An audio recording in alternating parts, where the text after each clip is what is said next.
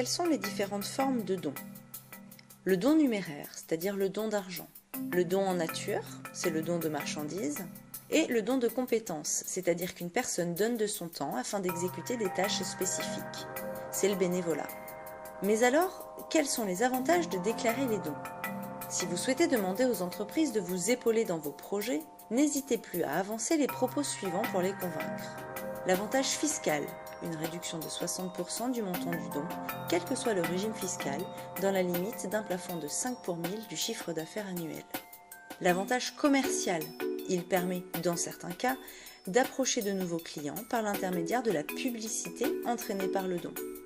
L'avantage en termes de management, c'est un moyen de faire participer les salariés dans un projet d'entreprise à travers l'aide aux associations.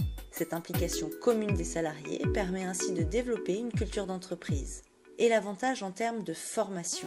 Les salariés et l'entreprise tirent parfois des avantages à travers un développement de leurs connaissances et compétences.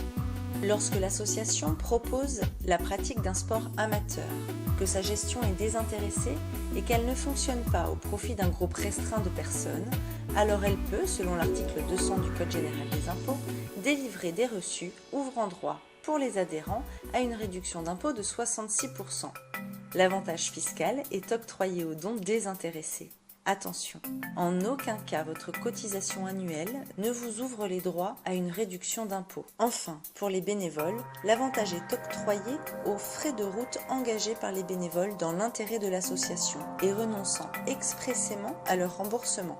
Il existe un régime spécial qui leur ouvre droit à une réduction d'impôt. Ces frais doivent avoir été engagés dans le cadre de l'activité bénévole et en vue strictement de la réalisation de l'objet associatif. Ils doivent être dûment justifiés et avoir été constatés dans la comptabilité de l'association. Mais comment ça marche? Voici la démarche administrative à suivre avec une pincée de patience, une touche de bonne humeur et beaucoup de rigueur. Pour le donateur, il doit signer une attestation de don aux œuvres. Il gère le calendrier de ses missions, garde la totalité des justificatifs originaux et déclare tout cela aux impôts sur le revenu. Pour l'association, elle récupère l'attestation de don aux œuvres. Elle récupère également le récapitulatif de l'ensemble des dons. Elle prépare le CERFA, en donne un exemplaire à chaque donateur et en garde un. Puis saisit les dons dans sa comptabilité. Si vous disposez de Basic Compta, il faut saisir les contributions et entrer les éléments comme une saisie de dépenses ou de recettes. L'écriture s'équilibrera automatiquement sur le compte de résultat.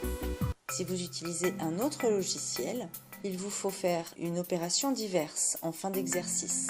Il vous faut rentrer au débit sur le compte 864 libellé dons aux œuvres et une entrée au crédit sur le compte 870 libellé également dons aux œuvres. Et attention, il vous faut garder tous les documents et les archiver pendant 10 ans.